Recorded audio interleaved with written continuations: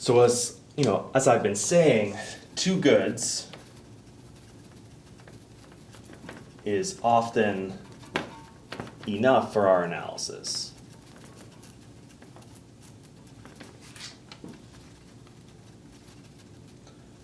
Oh, analysis. Sometimes it's hard to spell when you're really close to things. For our analysis, or for our purposes, maybe a better way to put that. So, how we use two goods when you're going to say, well, I consume lots of different types of goods. Well, sometimes you want to concentrate. A lot of the times there are questions about. We're really interested in what one kind of good and what's kind of shaping people's decisions about one particular good. And so what we end up doing is using whatever good we're really interested in studying the market for as one good, and we use something called a composite good for the other good, which is going to be all the other goods that consumers consuming. So we can use one good as the commodity we're interested in,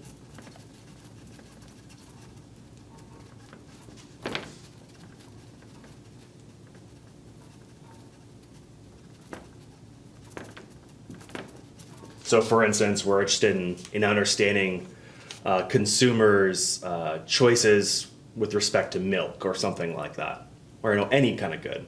Well, so one of our goods is going to be good one, could be milk, and good two is going to be all the other goods this consumer consumes. And we kind of call that, when we kind of group lots of these, every other commodity in kind of one good, we call that a composite good.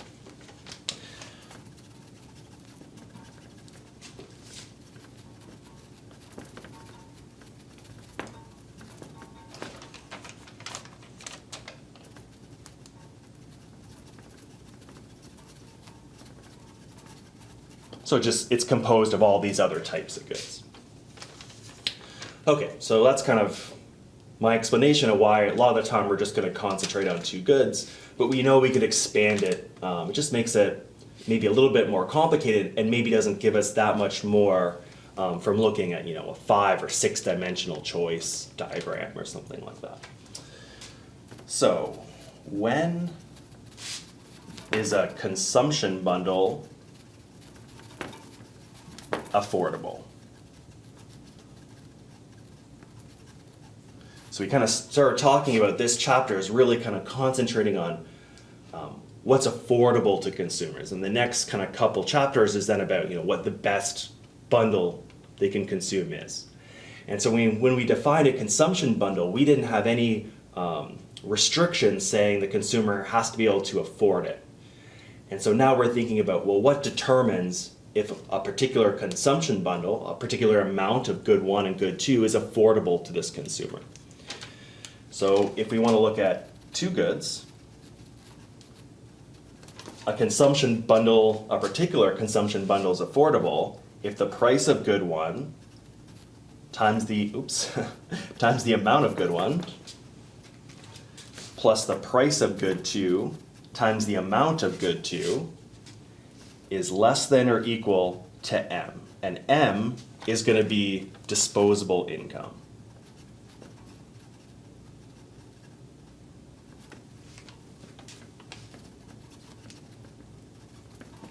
So the amount the consumer has to spend on these goods. So again, we could make it, if we really wanted to, we could have N goods. And then we have a really, again, a really similar kind of budget condition here, where we have the price of good one times the amount of good one times the price of good two times the amount of good two, and then we'd keep on going with 3 all the way up to N, whatever N is, and that has to be less than or equal to M, which again is disposable income. So these are all the different combinations of x1 and x2, or x1, x2 all the way up to xn that satisfy this condition are affordable. Now in particular, we might be interested in the set of bundles that is just affordable to the consumers. So where they're spending their entire disposable income, because that's going to make up what we're going to call the budget line. So the bundles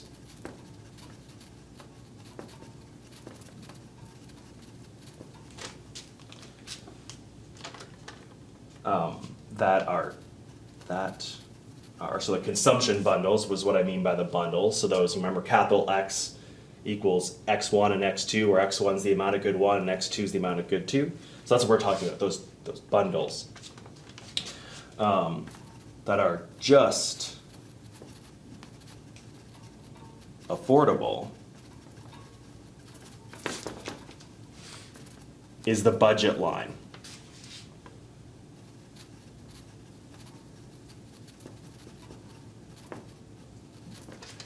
So that's going to be all the combinations where instead of a less than or equals M, it's going to be equals M, because we're spending our entire budget on them.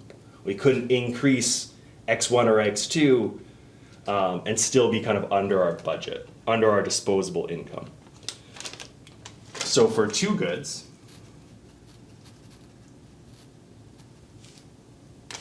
or I should say, stopped a little short here, or the set. So let's define it as a set here.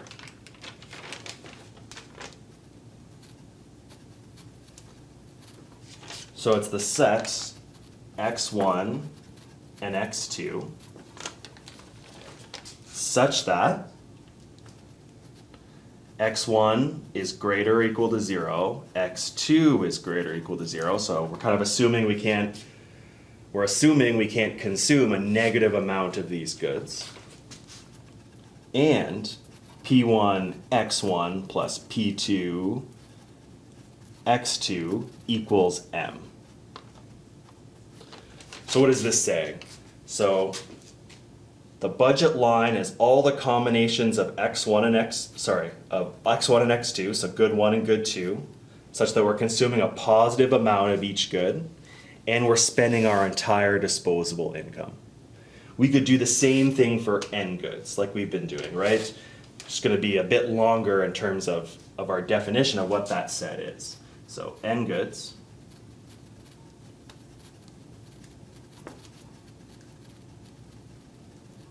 So now the budget line is made up of all the different combinations of good 1 to good n that satisfy, conditional on, x1 being greater than 0, x2 being greater than 0, x3, x4, all the way up to xn.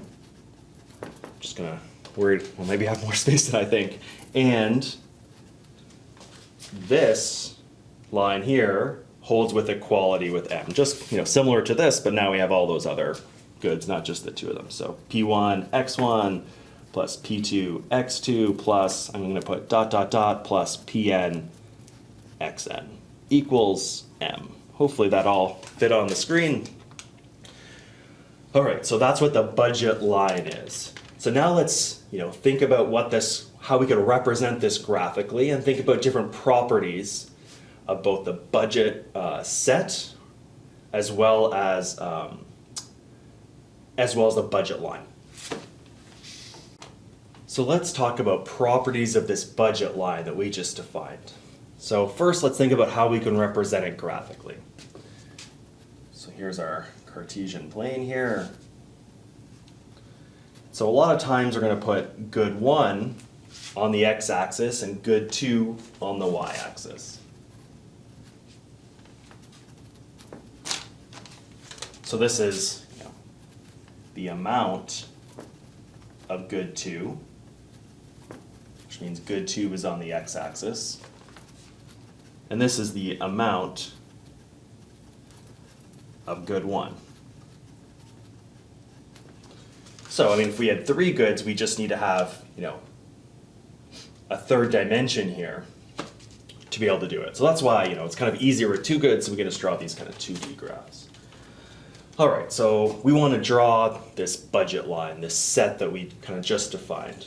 So if we want to think about the 2 extremes, we can think about if we spent all of our budget on good 2, how much of that good could we afford? Well, that's going to be our budget divided by the price of good 2. That's how much good 2 we could afford if we just spent all of our money on good 2. And we could do the same thing for good 1. If we spent all of our money on good 1, we'd take our income and divide it by the price of good 1. Then if we draw, assuming the prices are constant, which is going to be an assumption we're going to make, no matter what the consumer chooses, different combinations, the price, what I should try to say here is this consumer's choice is not going to affect the price of the good. We are going to talk about price changes, but that's going to happen not just because this one consumer is changing how much they consume. All right, so we have this straight line here, and this is exactly what the budget line is. This is where P1 x1 plus P2 x2 equals M, everywhere along this line. Now we could also talk about the slope of this budget line. So we're interested in the slope. Well, we know the slope of a line is the rise over the run. I mean, there's lots of different ways to think about calculating the slope here, but it's the rise over the run. So let's think about going from this point here to this point here, right? The two intercepts. Well, the rise between this point to this point is minus m over p2.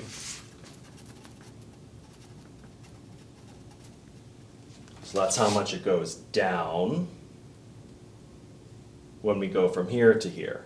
And now the run is going to be m over p1. So we have a fraction at the bottom, we can just flip it. The m's will cancel out, and we'll get negative p1 over p2. So this is the slope of our budget line. Now what does this slope mean?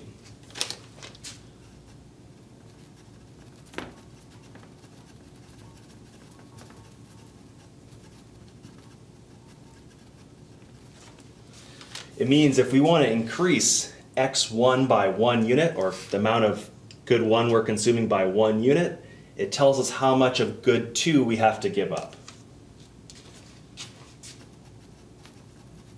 So increasing x1 by 1 unit means x2 needs to be reduced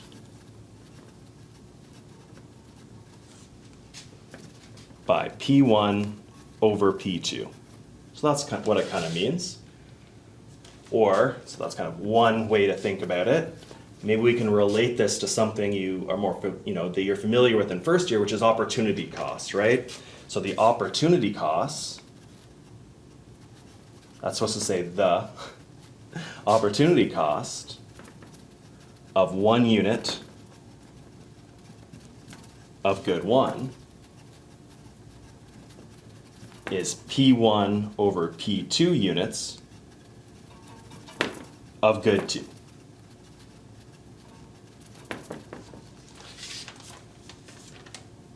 So hopefully we can kind of understand how we're going to represent this budget line graphically. You should understand its slope and what that slope means.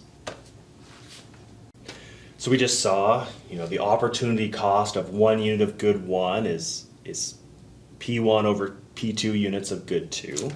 Or if we want to increase the amount of good 1 we consume by 1 unit, we have to give up P1 over P2 units of good 2. But we can make that even, a little bit more general and not just think about 1, increasing our consumption of good 1 by 1 unit. So we can be a little bit more general than what I was talking about at the end. And you'll find in the course, we often want to keep things kind of general.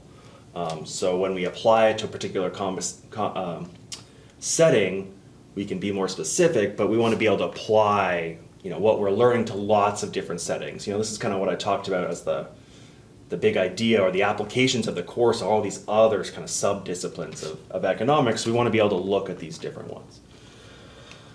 All right, so we want to keep it general, so this is our budget line. If you remember the definition, price of good one times the amount of good one plus the price of good two times the amount of good two is our entire budget or disposable income. That was the budget line. So let's say we want to increase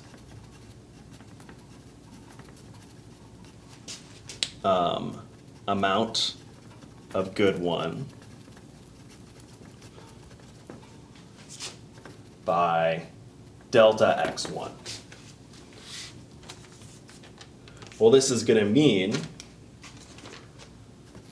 P1, and in brackets, x1 plus this change in x1, so delta x1 being like change,